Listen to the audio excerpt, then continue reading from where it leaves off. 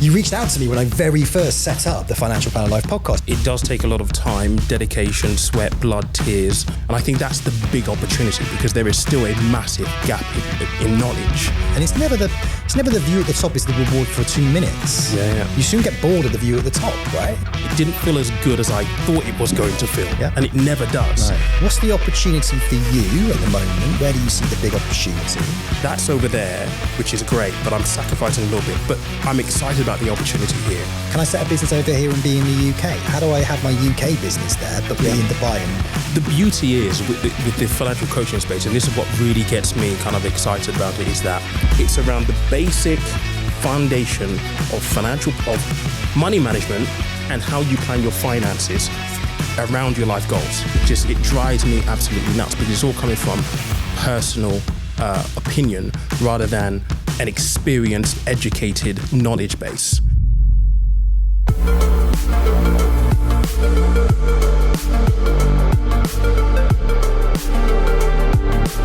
Peter, thanks so much for coming to Dubai on the Financial Planner Life podcast. How are you? I'm really, really good, mate. And I have to say, before we start, really good to see you out here doing this. Yes, man. In a different country. And I know how it all began. Yeah. And the journey that it's been on. It's really inspiring to watch, actually, to be honest. So, mate, what is quite amazing is that I've been on a journey about the same amount of time as you've been on your journey with the conversation of money. And you reached out to me when I very first set up the Financial Planner Life podcast and just said, like, I'm just setting up as well. Let's share some ideas. And you showed me, I remember over a Teams, how to set my podcast up. And just to think how far, like I've always been admiring your journey, by the way, but to think how far that we've actually come and the energy and the effort that you have to put into creating a social profile, whether that's an influencer, finfluencer, YouTube channel, LinkedIn profile, whatever. It's time, it's energy, there's money, there's dedication, there's blood, sweat and tears, and it's hard graft, right? It takes time. I mean, like, first couple of years, right, I didn't make any money out of it outside of my recruitment business because I used it as a marketing wheel for my recruitment business at the time when it started. It wasn't until about year 3 that I started making money, but money in a different way to what you might make money as like a YouTuber, right? Mine was all about partnerships and getting people on the podcast and getting them to pay me to come on the podcast. And then I twisted it around and started doing video work for Legal in General and St. James's Place and all that kind of stuff. So different kind of journey to what you've been on with the conversation of money as a financial coach. I'm almost kind of was trying to be an influencer in the educational career sense, wasn't it? Yeah, absolutely. I mean, you're right. It does take a lot of time, dedication, sweat, blood, tears, investment, because setting up a podcast, people think it's just easy. It's not. No. And I don't know whether you found this as well, but sometimes you get stuck in the content cycle, always thinking about what's next.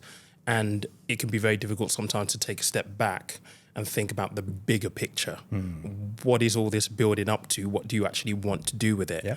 And that's something that I have struggled with over the past 4 years, trying to tackle it from different angles and trying to figure out, okay, what's the real thing that you want to achieve? Because you'll get to the point where when you started, you had a milestone. You get to that milestone, and you think of what's the next milestone. Yeah.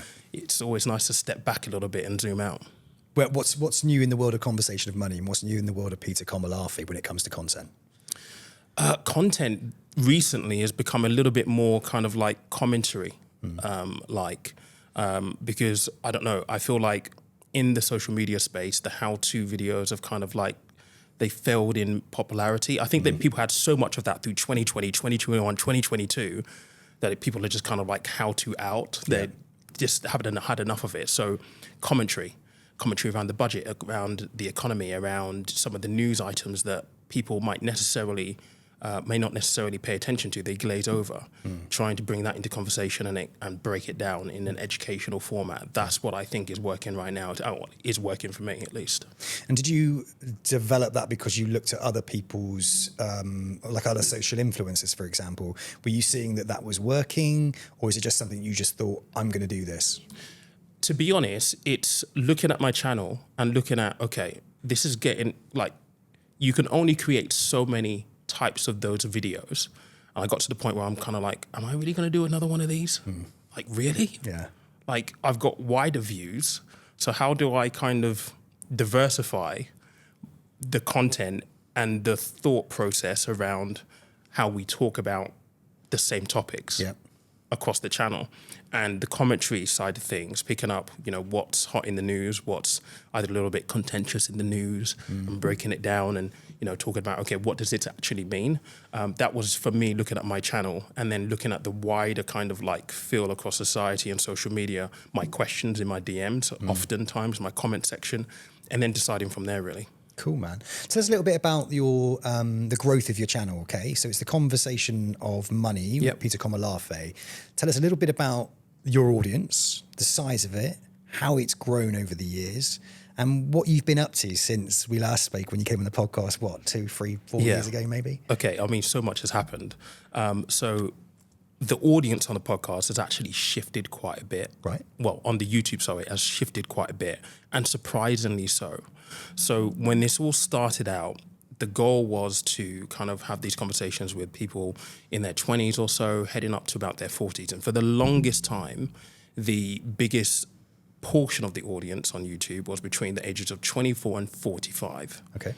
Over the past, I would say maybe 2 months or so, it's shifted quite a bit, where I'm capturing more of the older generation, if you will, 45 to 65. Right. And the shift has been quite significant, actually, to be honest, to my surprise. But then again, I have been speaking a little bit more about state pension and those kind of topics that tend to be at the forefront of people's mind at that later kind of like 100%. Stage of life. So I've definitely seen a shift there. The channel hasn't necessarily changed that much because I still do see the younger audience kind of like tuning in and paying attention because there are still challenges that I try and help them with. But the direction of the channel has maybe slightly shifted because of that change in demographic. But the channel's come a long way in the 4 years. Next year is going to be 5 years pretty much. And me personally, things have also changed for me. I've done a lot in the last 4 years. And again, you're chasing that high. What's next? What's the next kind of thing to try and aim for? After the book and after TV and doing all of this stuff, I want to focus more on, number one, lifestyle, for sure. Trying to enjoy a little bit more of a better lifestyle, more balanced lifestyle with me and my partner. So we're coming here now. And part of that is to continue what I'm doing in the UK here, but also working very closely with, financial advisors and maybe on a coaching perspective, some of the expats here with a link into financial advice as well. I love it. Well, it's absolutely needed.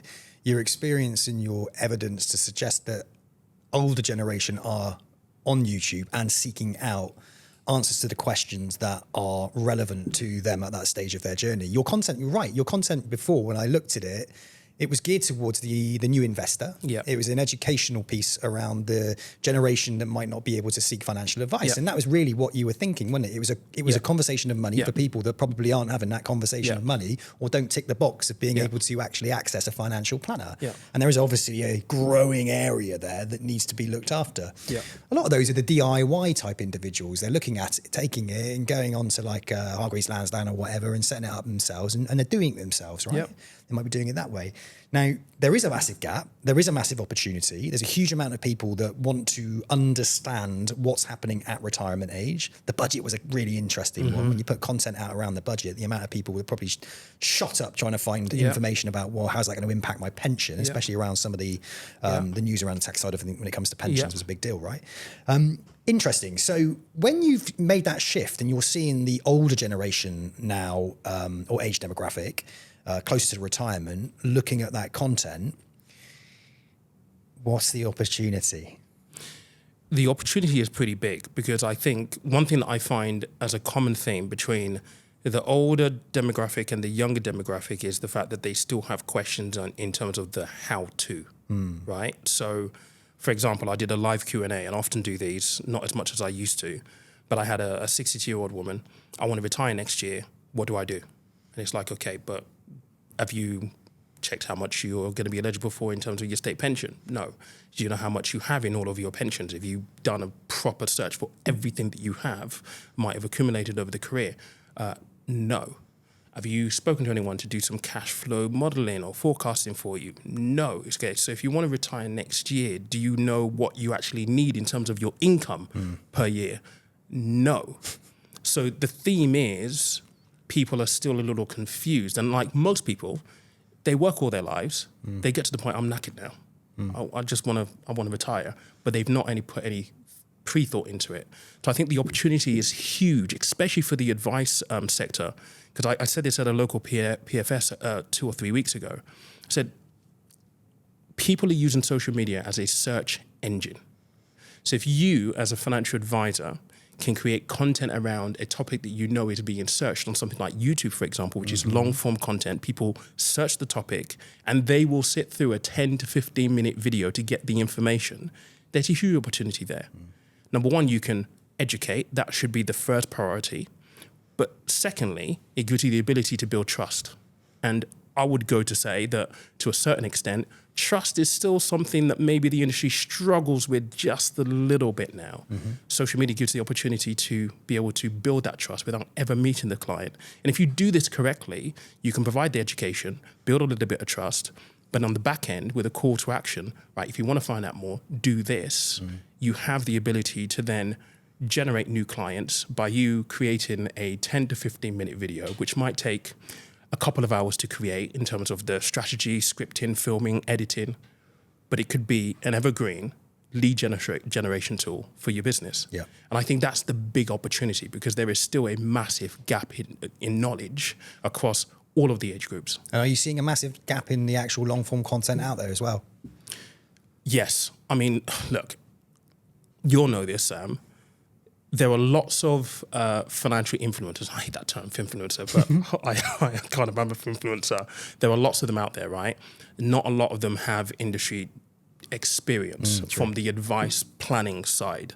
So whilst financial advisors are not in this space, the vacuum is being filled with those people who sometimes will speak from opinion, rumor, and will perpetuate some of the narratives that we know are not true. Pensions being a scam is one of them. It drives me absolutely nuts because it's all coming from personal opinion rather than an experienced, educated knowledge base. And so there is a huge gap really in that long form space when it comes to the fact that we need to have more financial advisors in the space, filling the void, providing really good information that can actually help people. Well, we don't want that because I'm about to do that. But you're absolutely spot on. I mean, like out there at the moment, content creators that are financial planners, there are a few, aren't there? There's a few. Yeah. But it is massively time consuming. Yeah. You mentioned, you could knock out a 10 to 15 minute, do your strategy, all of that within about 2 hours. But you need the back end stuff in place, which is the struggle. Yeah, you might be able to do that. You try and tell someone to do that, Yeah. it's solid. It's Yeah. like it's a big deal, man, because for us now, making content has become second nature. Yeah. We can just sit down and have a chat, off we go, no problem with the camera, don't even think about it. Yeah. And we know the process that we have to go through to actually do it, right?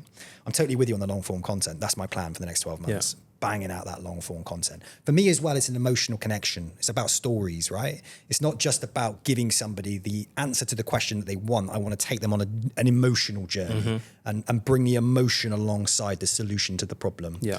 And that's one of the things that I want to do. I want to change the look of advice. I got really excited. Like we're in Dubai, right? I'm out in Dubai. 16 years working in the financial planning recruitment side, right? My view of Dubai international financial advice was always very negative. Ice cream sellers turning into financial advisors, washing machine sellers turning into financial advisors, ripping off people left, right, and center. In a way, to me, that was an opportunity because when I came out here and I actually looked under the bonnet of Hoxton, for example, and I was like, you're fee-based, yeah. You're multi-jurisdiction, yeah. So you've got licenses in the UK, you're regulated, yeah. Cyprus, yeah. So you can do the whole of Europe, correct. America, yeah. We've actually got loads of assets under management over there. Right, Australia, yeah. Right, so an advisor from the UK could come out to Dubai, be tax-free and continue to service the clients in the UK. Yeah, bang, ping, straight away. I was like, holy shit. Like that's a huge opportunity. Yeah. So from my perspective, from a content creation perspective, I love the UK, but it feels sleepy and it feels like it's behind. Here, it was like I could come to somewhere like Dubai, I could create content, and I could also create content for the rest of the world. So all of a sudden I was like, it's a lifestyle, travel, live, vlog, financial coaching, financial services. All of a sudden it became this like multi-sensed approach to creating content that I could not do in the UK. It's a lot harder to do in the UK. I mean, look at where we are. I think the environment informs how you feel on a day-to-day basis. And I think, look, you've been here now for a number of months. When you wake up in the morning, how different do you feel compared to in the UK? Right, 100% better. Right? You feel motivated. And I think the environment has everything to do with it. And that's not to say that, you know, financial advisors in the UK aren't necessarily motivated, but I feel like when you wake up in a place like this, you want to do that a little bit more. You want to build something that's a little bit different. I know for a fact that I've been speaking to a lot of my friends who are financial advisors and like, we think we want to make a move and, you know, how would we do that? And I'm like, well, think about Dubai. And they're like, well, how will I service my clients? And I'm like, you can service your clients, don't worry. I could probably facilitate an introduction somewhere for you. Yeah, Hoxton. Yeah, but it's like, you know, it's a different way of looking at things. And I think you get that from the benefit of this kind of environment. Yeah. And also like, sort of understanding the fact that you can, you know, with the multi-license, right, with a strong team behind you, compliance team that are highly regulated, it's safe to do. Yep. You can do it. You can do it tax-free out here in Dubai. You don't have to be in Dubai. You could go do like a Michael Yule thing. I just put a video out about Michael Yule. And he's living in France, but he's got American clients. He's got clients from South Africa where he had his own business over in South Africa and moved it across to Hoxton. He goes over to the UK, it's only an hour and a half away, but yet he lives in rural France with his family and he absolutely loves it. And I went there and I took a camera crew and we showed the story and we showed the journey and we showed behind the scenes how it affects him, his family, his chickens. Yeah. You know, Chicken Tuesday has become this kind of LinkedIn thing and I brought the chickens to life. The office with the Liverpool signage. Yeah. Like it was a lovely story, right? And I want people to see it and understand that international advice has changed, right? It's massively changed. It isn't the cowboy kind of environment that it once was. I wouldn't be here if it was, you know? And for me, it was a massive risk, if you like, to go from what I was doing, building a financial planner life company essentially for financial planners to then go and join a financial planning company that was international. So for me, it was like it had to work. Yeah. There's another winning side to it here. One is that the financial planner life was all about attracting new talent in the beginning. I have actually like done exactly what it says on the tin. Financial planner life got me into the financial planning profession. So that was kind of cool. But also being inside a financial planning firm gives me first-hand knowledge of exactly what it's like. So for me, my brand has done me well. My experience has done me well. I can talk about the financial planning profession no longer as just a commentator, but somebody that's involved it. Yeah. One of the cool things is is that like you see things from a bird's eye. So I'm inside a business now, but I'm also got this kind of platform where I'm outside of the business. So my market research, my conversations I have with people, you know, I've built 16 years of looking at different businesses, what works for them, their model, who's got the best marketing, who's got the best, you know, culture according to who works there and who pays the most salary and what works there and what doesn't work there.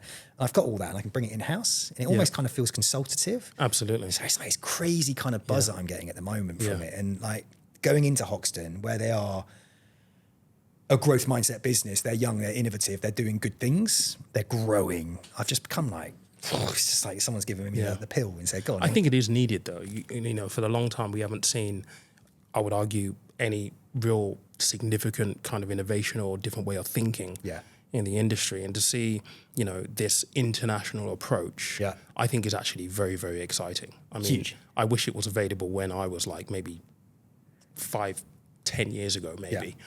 Just as I started to advise. I mean, I definitely would have come out here then for that opportunity. But innovation is needed in an industry that has maybe been a little bit stagnant for some time, you know? Well, look at this.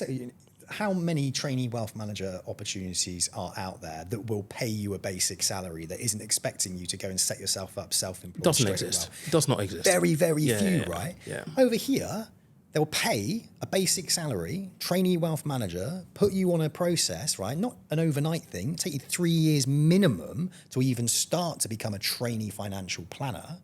What they also do is they'll teach you in the beginning how to prospect, how to win new clients, how to develop new clients, generate referrals, all the stuff that absolutely nobody is learning in the UK. Because a route to becoming a financial planner in the UK, I'm not saying that this is wrong, because I know loads of people that have done it, right? It's admin, power plan, that's right. Financial advisor. I have so many people who reach out to me and be like, you know, I would love to get into being a financial advisor.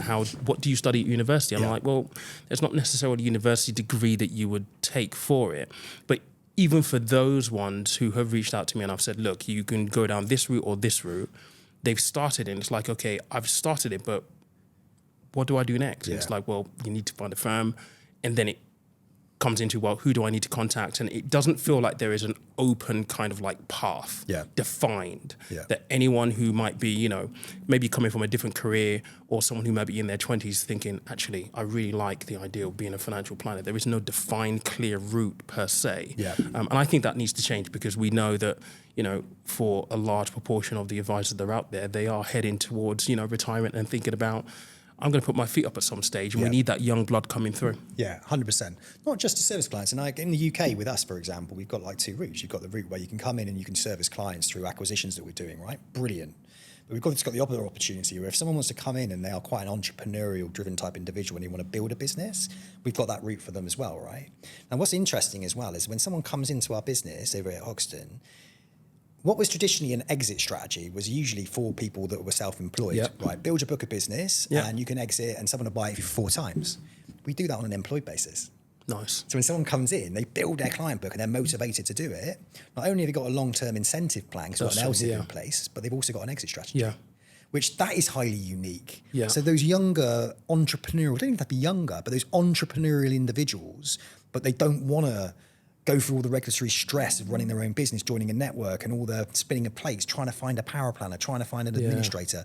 We take those individuals, they focus on exactly what they're good at, and we build a support group around them, and they have long-term incentive in it.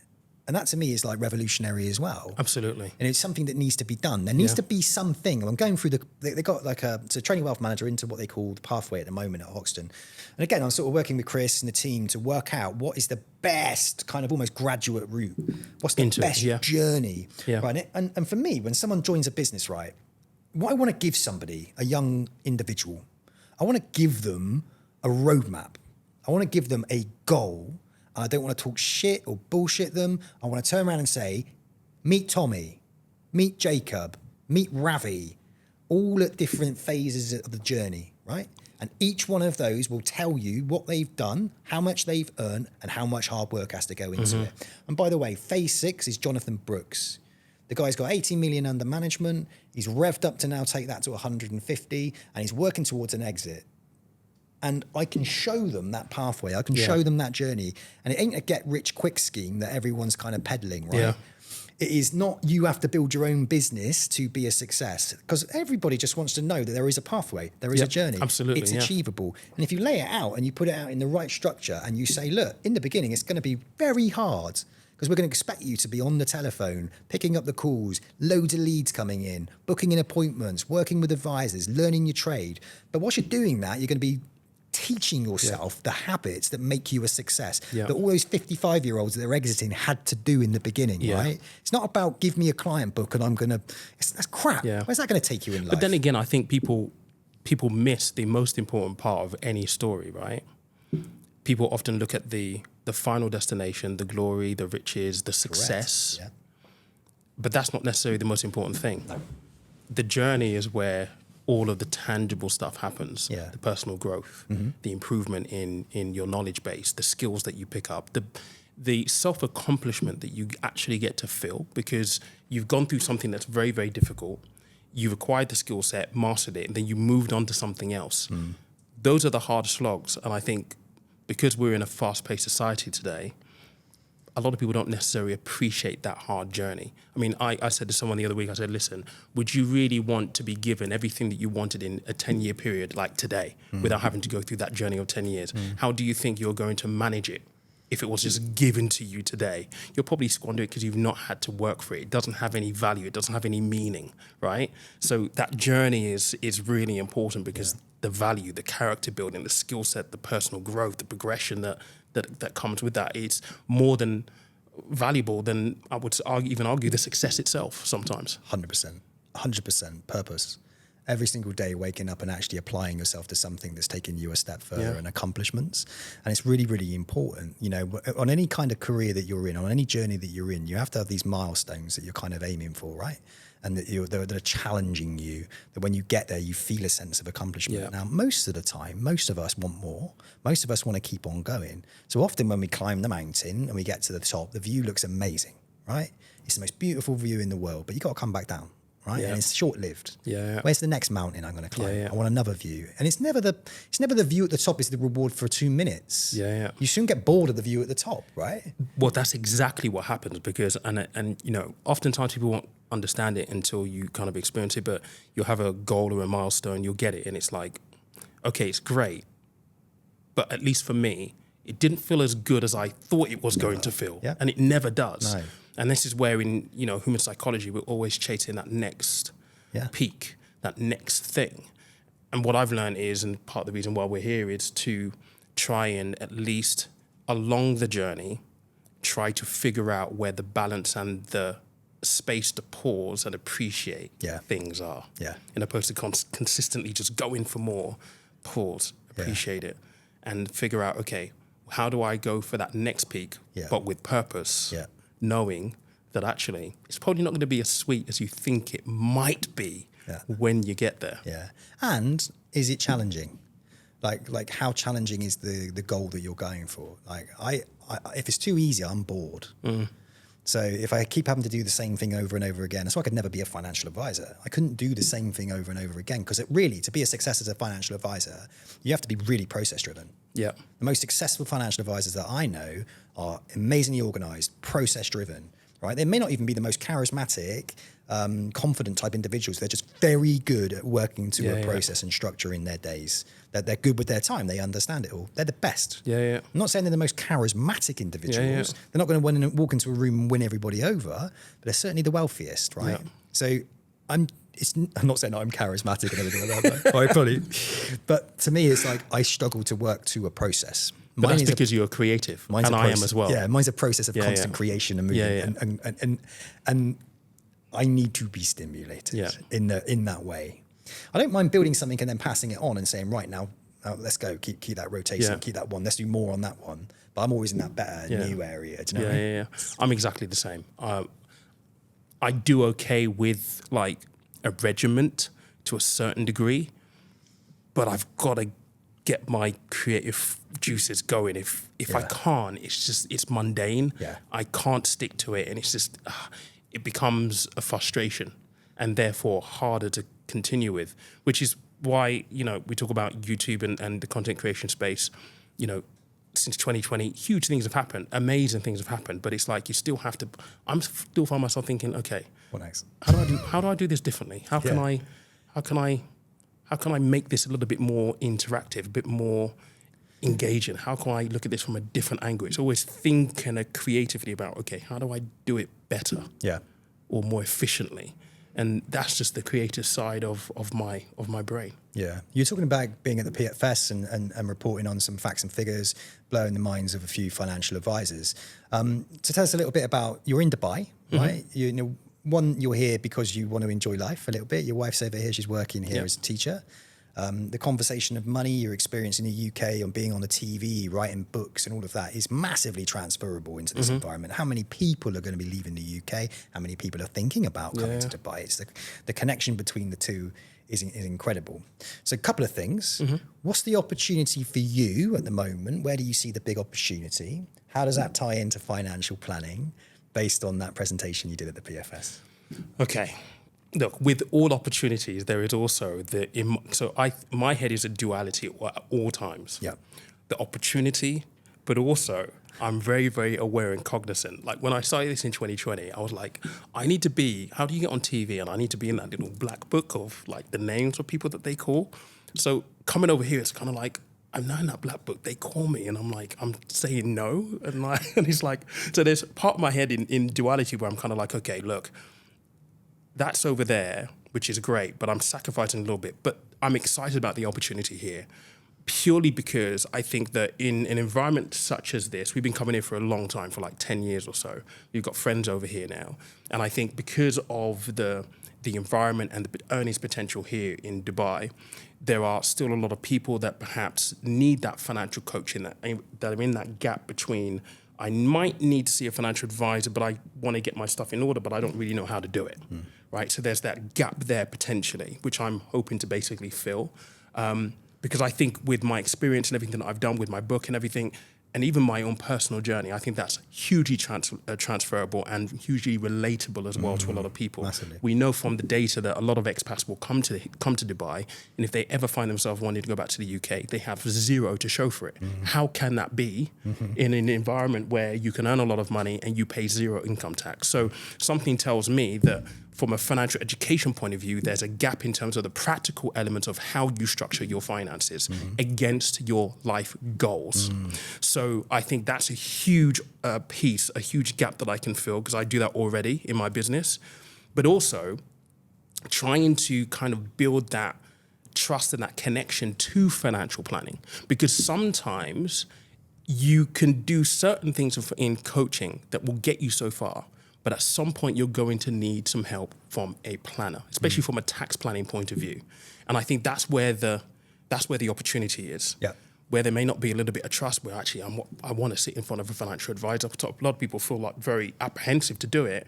I think coaching is that perfect way to kind of handhold into financial planning whilst putting in some really fundamental, foundationary, practical elements that, as a financial advisor, you'd be looking for those things anyway.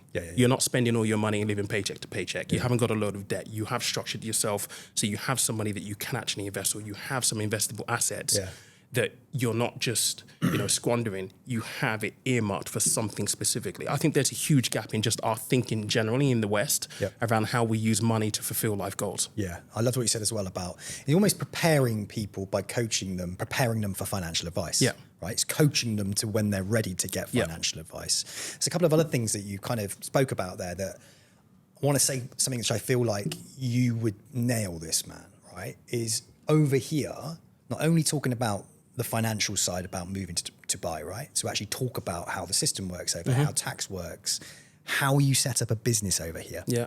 It's a question we get asked all the time. Yeah. How can I be tax-free? Can I set a business over here and be in the UK? How do I have my UK business there but be in Dubai? And if I sold a business in the UK but I lived in Dubai, is that a benefit? Can I? There's so many things around business, right? And there's a girl called Jerry Williams. She's like an accountant, right? She's got this thing called Smooth Accounting. She's quite popular over here. We're doing a seminar with her, right? Dubai Collective. She's coming over. We did one in the UK with a London collective. She does very, very well out of A, training accountants, but B, talking to people about Dubai. It's not rocket science. You know it, you get it, and you're doing it. Yeah. So your education around that, the amount of people that will tune in and want to understand, but also get the financial education alongside of it. Absolutely. No one's really doing that, mate. Like, that is a huge niche that you could absolutely dominate. And then your UK crowd will be going, holy shit, man, I can actually do this. I didn't realise I could do that. Yeah. And then you can partner with me and pass me later. It's interesting actually because I've been covering a lot about the budget, which happened recently in the UK. And the conversations, like just looking at the comment section, is like, I'm leaving. And it's like, okay, but to where? Yeah. And the amount of times that Dubai comes up in the comment section is incalculable. It's the top destination. Absolutely. And I'm going through the business was registered literally yesterday. So I've got everything apart from the visa and everything now sorted, which will be done in the next few weeks. And the process is actually very easy. Yep. It's not hard at all. And again, that's the beauty of coming to a place like this. They've streamlined it so much that it is just so easy to come and set something up here. Yeah. But I think people need to have their eyes open to the possibilities that exist if they're brave enough to explore them. Open their eyes to the possibilities, but then they need coaching how to do it. Yeah. So there's a company that I work with called French Connections. Now, we've partnered with them. So they move people from the USA, the UK, and around the world, but mostly from America, right, to live in France. This guy understands the French system. It's tricky. He speaks French. He's also English. He creates content. They watch it in America.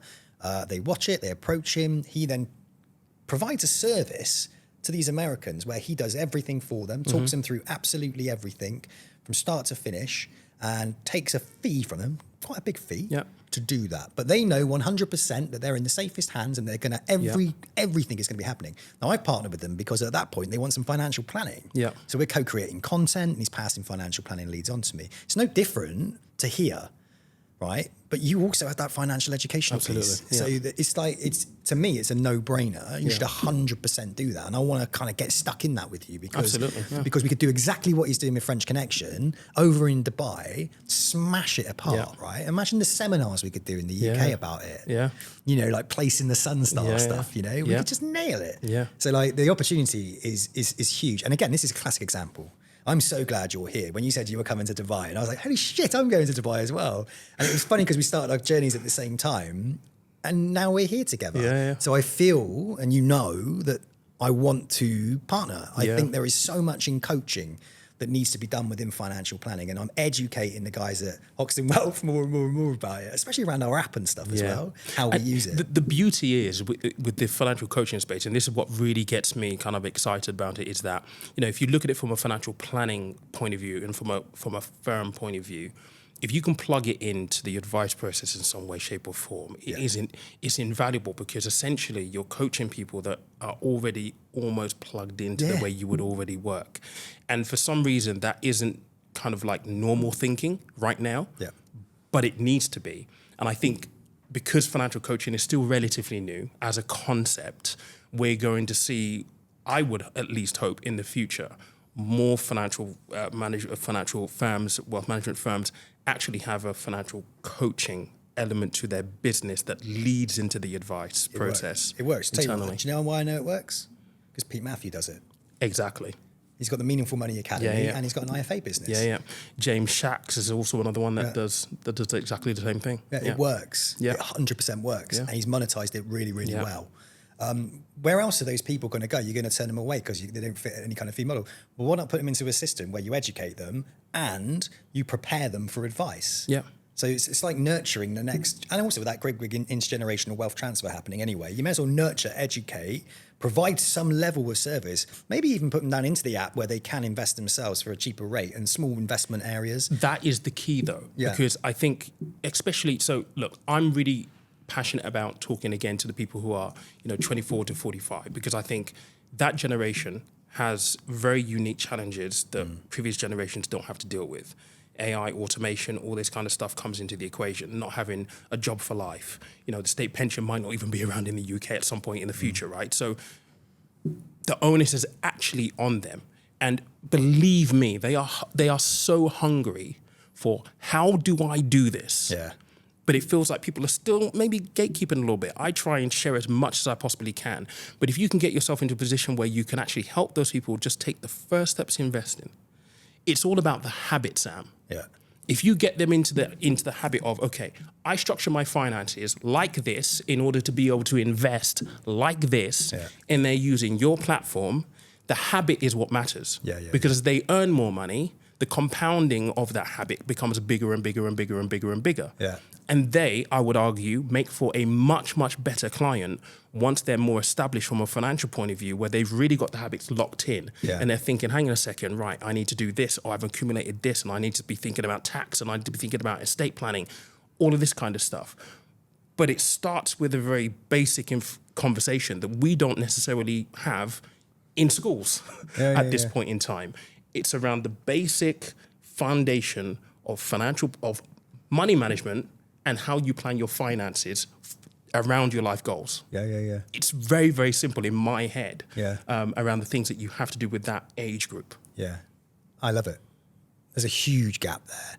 And the thing is, like, it's underserviced. It can be serviced by financial planning companies. And also, you're kind of future-proofing your business, because if you've got a shitload of people in there that are going to be inheriting a load of money at some point, and they're going to want to be using a financial advisor as they get older, we need to be talking to them now, bringing them into an ecosystem where they can actually start to do things, build the habits, as you say, build a deeper connection, and we continue to can service them in different ways through education and stuff. You're like, surely, like, it's like having followers, isn't it, that one day will buy from you. But it is having followers that one day will buy from you. One day they will be a higher ticket client. But that doesn't mean you have to turn, there are ways to service them. Absolutely. But I think the thinking around it is, this is a long tail marketing strategy. It is long tail, It's long tail. You're thinking 5-10 years down the line. I mean, we know that there's going to be a huge wealth transfer at some stage in the future, right? And to the tune of billions, right? you have to understand that if you have a client who's 65 years old, who's going to be passing quite a sizable estate down to their kids who might be 30, 40, they might not necessarily have the same views that their parents have. I can guarantee you right now, they may not be thinking about financial advice in the traditional sense. Yeah. They're the ones who are on YouTube looking at crypto, looking at all this other stuff. So if you're not there as a voice offering some kind of perspective, how do you expect to be able to catch their attention? Because you're looking after mum and dad doesn't mean that you're going to be able to forge a relationship with them, or in any sense of the word, be able to relate to them from the way that they see the world. It's very, very different from generation to generation. And I would argue, especially the 30 and the 40-year-olds right now, getting on the property ladder. People are getting on the property ladder at ages of 40 years old, taking 30-year mortgages. It's absolutely crazy. It's a huge paradigm shift. That's me. I did exactly that. I did it. I got my mortgage. I had a mortgage before when I was younger, but I sold the house. I broke up with somebody, and I was like, "Oh, I'll get a house soon." I never did. And in my 40s, I got my mortgage. It's like a 30-year mortgage, I think. And there's a huge piece of work around there at the moment, forward thinking about, okay, what problem does this present? Because if you take out a mortgage in your 40s, which is normal now, you stretch the affordability to 30, 35 years. Well, that goes into your retirement years. So how adequately are you going to be able to plan for retirement, bearing in mind that you're still going to have this debt that you need to pay off? I don't want to retire. This is another thing, right? I don't think the concept of retirement is the same as it used to be. Definitely not. I don't want to retire. That's my honest truth. I don't want to be retiring. I'm the same as you. I can't see myself just not working. I'm creative, so I have to be doing something. I want to do something. I think the idea of retirement to me is like almost give it in. I want to continue going. So we had Terry Smith on the podcast recently, right? It's had about 17,000 views. Insane, to be fair, right? From Fundsmith, very successful guy, like the Warren Buffett of the UK. I mean, he's like approaching 70, I think. I think he might even be 70. He's got no intention of stopping. And you're asking what you're going to do next. He's just loving life. He's loving. He gets up in the morning, he checks his papers, he talks to his team, and he manages his money at Fundsmith. But he loves it. So, like a guy at that who loves his job, I'm that. I want to be that person. When I'm older. I just want to change as I go. I'm not ready. The idea of retirement for me is not what I want to. It's interesting you say that, right? But do you think that, and this is a question for you, do you think the financial services industry looks, especially when it comes to things like lending and borrowing, do you think their mindset looks at it from people probably won't retire in the traditional sense where they stop work and then they have to retire on a pot of money to fund them? So it might be that they have to actually have a pot of money to actually be able to support them in their, because not everyone's going to build an accumulation. Someone's like in their career, for example, I think like someone who's entrepreneurial and builds a business is like an asset in it that can continue to grow over time, right? But if you're employed, it's a different thing. So you become maybe extinct, right? So that's actually interesting. There's so many different moving parts. And this is where, from a generational point of view, the outlook is very, very different. And have we kind of, as an industry, are we looking at things from that generation's perspective? Because I can tell you right now, listening to my followers, a lot of them don't want to be in a 9-to-5 role. No. They want to build something, want to be entrepreneurial because they feel like, number one, there is no cap on the amount of money they can earn. So they have the ability to build something that potentially then gets sold on. That can be a cash injection. And they can then use that money to pursue other things, go into other ventures. But I still feel like, to a certain extent, we're still stuck in this traditional mode of you're in a job, you're in it for a period of time, you stop working, and therefore a pension or something like that has to then pick up the slack. And yes, we'll have to, but the picture is very, very different for the younger generation now. Very, very different now. And so I reckon, mate, there's people in my age who are in that place, and they don't quite understand it, and they don't quite understand where they're going, what the future actually looks like, and what the journey looks like, because it's moving so quickly, and things are changing all the time. I think that's why there's such an emphasis on health and well-being and all of that. And instead of this idea of there's this end goal of retiring and sitting on the beach, people are like, I just want to be healthy and happy. And not even like seeking happiness. It's just like contentment, health, and then money is a byproduct of that. I sat down with a young guy today, actually, had a coffee, and he was lovely, right? He was like, oh my God, my shirt's matching my box of cigarettes and it was like he's on mushrooms or something. And I was like, but what does it all mean, mate? And then we had a good old chat, right? And this is classic Dubai, right? Yeah. And he was like, because he was filming himself, like an influencer. So I went over and had a chinwag with him. Anyway, long story short, he just travels the world a lot. And we got onto the conversation and I said, if I was to give you £3,000 now, $3,000, that's it. Per month, it'll go up with inflation, $3,000 for the rest of your life. You didn't have to work, would you take it? And he was like, 100%. So it's only 3,000 quid. Would you take it? And he was like, 100%. And I was like, why? Because he's like, because I can just do what I want. I can make that last. I know there are places that I can go where I can live on that. And And I was just like, so we don't actually need the amount of money that we think we need. Absolutely not. You know? A lot of the time you don't. No, for the amount that we need to live our daily life. Yeah. So then if we work that $3,000, like, there you go, $3,000 a month when you're 30 years old for the rest of your life, how much do you then need? But how much do you need to make $3,000? Yeah. That's an interesting concept because, again, I'm on social media. Yeah. And I hear 10 grand a month being the figure. Yeah, that's like and I'm like, where do you get that from? Like, seriously, where do you get it from? I mean, if everyone sat down and was like, okay, well, my bills are this, it's probably, for normal people, it's probably not 10 grand a month. Yeah. Depending on where you are on the earnings and, you know, your lifestyle, maybe you might be there. Yeah. But for normal people, probably not. You're probably not in that category at all. But I think it is very much down to understanding what it is that you want, which again comes back to when I talk with people around the financial coaching, it's like, what do you want? Yeah. What does a year from now look like? What does 24 months from now look like? Get people to write it down. A lot of people don't even know. Like, they'll have ideas, but when you say write it down, challenge. And for some reason, I still get people to literally write down. I send them a form. It's a big form.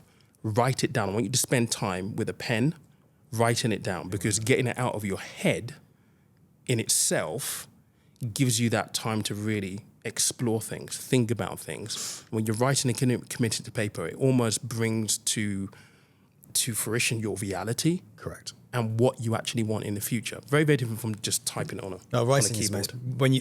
oh my God, like, I did a 12-step process, right, through AA. I gave up drinking 5.5 years ago. And the guy who gave me the fourth step, you have to go through and do a deep and fearless inventory. You have to write down your resentments, you have to write down your fears and what part of self has been affected. Have I harmed anybody? And the idea is you write it all down, deep and fearless, it all comes out, you take it out, and then you go and sit down with somebody, and then for 12 hours, this guy sat with me and listened to all these things I'd held on to, resentments, fears, harms I might have caused people. I identified in parts of myself that it's affected, and he would correct my thinking and help me correct my thinking, right? Categorically, I wasn't allowed to use a computer. I had to use a pen because it was intentional, and the act of thought to materializing it on a piece of paper does take it out of your head. Now, that piece of paper was always in my room because I knew I had to do it. And trust me, I'd pick it up and I don't want to do it. I don't want to do it. I don't want to do it. Oh, it's boring. And it was because it was a hard exercise, a really deep and fearless inventory, right? I couldn't leave any stone unturned. How embarrassing I thought it was. I couldn't leave it unturned, right? And the power in that was incredible, right? It was a unbelievable discovery, right? But it was always there. Now, when it's on your phone and it's in your notepad, it's not. Yeah. You can just write up. You go through my notepad, right? Because I'm the type of person I am. Some people, guy coming in next, his notepad is like, he goes in there, he uses it, it's all organized. Yeah. Mine's not. Mine's ideas. Yeah. And I chuck it in there. Because once I've written it down, I've got it out, and then I run away with it. Right? But a piece of paper you can't hide from. And I've still got that piece of paper. I still pull it out, and I still look at it and think, wow, I've let go of that. Yeah. All those things are out of my head. They're there. And now I can do something with it. Yeah. And it's power. That's the power in it. That's the thing. It's writing it down, especially in an exercise like that. Yeah. It's almost like taking a weight off. Yeah. And it transfers from you onto the page. Yes. And it resides there. And when you look at it, you can look back, okay, right, I dealt with that. Or at least, or maybe if you haven't, I still need to deal with that. But it's out on paper now. And it's everything. Yeah. And I can give it to somebody and I can sit with them and say, if I can't deal with this, because I can't work out what part, I'm still holding on to that one. I can't deal with it because I can see this affected my social instincts. I can see it affected my pocketbook. I can see where the resentment is, but I can't let it go. And I was able to show somebody and that person was able to see it. Yeah. Right. And then each day I would go through the same process. So instead of having to do this, like bulk inventory, they call it. Yeah. If you let it build up, like all the flies. Yeah. Yeah, and all of a sudden, bulk. And I'm like, I'm overwhelmed. So what I would do on a daily basis is do that daily. And then instantly, if something really annoyed me, that was when you would pick up the telephone and speak to your coach, right? Your mentor, your sponsor. And then that sponsor would correct your thinking. And my God, did it work? Yeah. And the power of that, though, and I always relate this back to it, that is free, right? And true altruism and true change comes from human to human contact. The broken fixing the broken is how I, find the tribe, find the person who's suffered and has an experience like you. And because they've gone through it and they're at a different stage of their journey, they will be able to help you and somebody will be helping them and somebody will be helping them. Yeah. And that's why I love the 12 steps, because it's free, it's altruistic, it's spiritual, and it's a process of improvement with no monetary gain. Yeah. And if they taught that in schools and we learned that as human beings, a step process that you could apply to anything because you can, man, we'd be good people. Absolutely. We'd be happier, more connected, kinder, more compassionate, higher frequency individuals. Yeah. And it's like, I always think, how can I adopt that into business? And how can I, but the problem is in these environments, it's very capitalist. That's true. Yeah. And you're never going to be able to get a capitalist type business to conform to a set way of thinking. Yeah. Because Very, very true. every object. I would agree with that. Yeah. I mean, in the financial space, I don't know, it's one of those weird ones because I feel like, especially because, when you think about financial coaching, financial planning, bringing it back to that theme, I think if you can find the time to do that, the trust and the loyalty that you build is beyond just the value of money and assets under management and stuff, because you're actually having a tangible impact on the way someone thinks. And that's probably one of the biggest things that I've realized doing what I do for the past 4 years. A lot of my content is completely free. But the amount of times that I get messages from people who say, you've completely changed the way I think about money, investing, everything. I'm so much more clearer now. And I kind of have an idea of what I need to do. I have some clarity in this aspect. And I've never met these people, but the amount of times that I'll be walking down the street in London, for example, and someone will come up and say, oh, I watched your channel, I listened to the podcast, or I was in a restaurant once, someone paid for my dinner. No way. That's so cool. And I was like, okay, I never saw the person. That's immense. But I went to go pay for the bill and it goes, no, someone's already paid for it. They said they watched your channel. That's It's like, so cool. It's crazy. Yeah. So money is important, obviously, right? Correct. But for me, at least, I like seeing the impact that it has on people.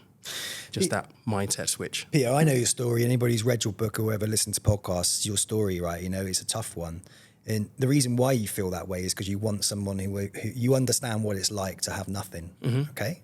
And the purpose of you setting up that channel in the first place was a higher purpose of helping others, where there is no monetary gain, because you don't set a YouTube channel up with monetary gain in the very beginning. You had to do it off of altruism and the giving back to others. Yeah. The whole model, same as mine, was giving away to receive. Yeah. And that's it. And that's why you are the way that you are. And when people set up a business with purpose in mind over profit first, it becomes a different beast. Yeah. And you have a different audience. Yeah. And you can bolt that on to a business that's already making a profit. Yeah. This is where financial coaching and financial well-being is easily bolted on and will add huge value, because you can create content that is free for people to digest and is a marketing wheel for you. Yeah. It's a marketing wheel, because it's very hard to create content just on financial planning. Yes. You have to be able to create engaging, educational, simple content that everybody can absorb. And that goes into some of the stuff we were talking about earlier around how maybe some of the content on the channels pivoted to maybe more commentary. To access that wider group of people who may not necessarily be thinking along the lines of maybe I need to think about how I'm going to plan for the future in terms of retirement planning now. But because you cover something that's in the news and you introduce a little bit of education, it leads them down another path of, okay, maybe he mentioned something that's quite interesting there. Maybe I should go find out a little bit more. That leads to something else. It's that's the gift of social media at the end of the day. Which is where like the call to action bit around financial planning is perfect. Exactly. Yeah. Because you're giving them the tools. Peter, I could talk to you all day long. I'm so glad you're moving to Dubai. I got a real strong feeling that you and I are going to do some cool shit out here. Absolutely. So I'm really excited. Thank you so much for joining me today on the Financial Planner Live podcast. Thank you. Cheers, dude. Cheers, mate. Nice one.